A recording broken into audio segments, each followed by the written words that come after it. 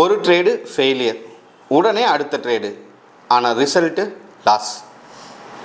எமோஷனில் எடுக்கிற என்ட்ரி, பேனிக்கில் வர எக்ஸிட்டு, இந்த எமோஷன் தாங்க நம்மளுடைய ப்ராஃபிட்டையே சாப்பிடுது. இங்கே ராங்கான என்ட்ரி, லேட்டான எக்ஸிட்டு, ஸ்டாப் லாஸை மிஸ் பண்ணுறது, பிரேக் அவுட்டை மிஸ் பண்ணுறது, இதெல்லாம் மார்க்கெட்டோட தப்பா?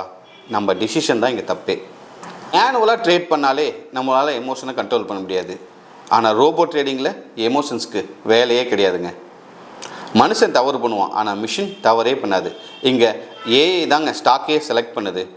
Target, exit, automatic target, automatic stop லாஸ்னு எல்லாமே ஏஐ தான் இங்கே செலக்ட் பண்ணுது.